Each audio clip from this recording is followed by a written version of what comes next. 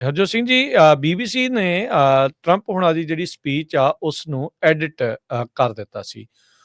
ਜਿਹੜੀ capital attack ਦੀ ਜਿਹੜੀ ਸੀਗੀ ਉਸ ਨੂੰ ਜਿਹੜਾ ਉਹ ਲੈ ਕੇ ਤੇ ਹੁਣ ਇਹਦੇ ਵਿੱਚ ਰੌਲਾ ਜਿਹੜਾ ਉਹ ਕਾਸਾ ਜਿਹੜਾ ਉਹ ਪੈ ਗਿਆ ਤੇ BBC ਦੇ ਜਿਹੜੇ ਡਾਇਰੈਕਟਰ ਜਨਰਲ ਆ ਤੇ ਜਿਹੜੇ ਟੌਪ ਦੇ 2 ਐਗਜ਼ੈਕਟਿਵ ਆ ਉਹਨਾਂ ਨੂੰ ਹੁਣ ਅਸਤੀਫਾ ਜਿਹੜਾ ਉਹ ਦੇਣਾ ਪੈ ਗਿਆ ਆ।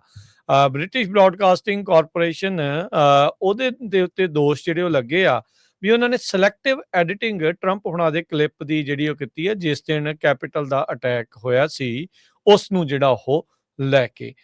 ਸੋ ਇਹਦੇ ਚੱਲਦਿਆਂ ਹੁਣ ਜਿਹੜੇ ਹਰਜੋਤ ਸਿੰਘ ਜੀ ਵੀ ਇਹਨਾਂ ਨੂੰ 2 ਜਾਣਿਆਂ ਨੂੰ ਜਿਹੜੇ ਅਸਤੀਫੇ ਆ ਉਹ ਦੇਣੇ ਜਿਹੜੇ ਉਹ ਪੈ ਚੁੱਕੇ ਆ। ਸੋ ਗਾਜ ਜਿਹੜੀ ਆ ਇੱਥੇ ਵੀ ਆ ਕੇ ਜਿਹੜੀ ਉਹਨਾਂ ਦੇ ਉੱਤੇ ਡਿੱਗ ਚੁੱਕੀ ਆ। ਸੋ BBC ਨੇ ਪੈਨੋਰਾਮਾ ਐਡਿਟ ਦੇ ਵਿੱਚ ਕਈ ਗੱਲਾਂ ਜਿਹੜੀਆਂ ਆ ਉਹਨਾਂ ਦੇ ਦੁਆਰਾ ਜੋ ਕਹੀਆਂ ਗਈਆਂ ਸੀਗੀਆਂ 6 ਜਨਵਰੀ 2021 ਵਾਲੇ ਦਿਨ, ਜਿਸ ਦਿਨ ਆਪਾਂ ਦੇਖਿਆ ਵੀ ਕੈਪੀਟਲ ਦੇ ਉੱਤੇ ਭੀੜ ਜਿਹੜੀ ਉਹ ਚੜ੍ਹ ਕੇ ਜਿਹੜੀ ਉਹ ਆਈ ਸੀ।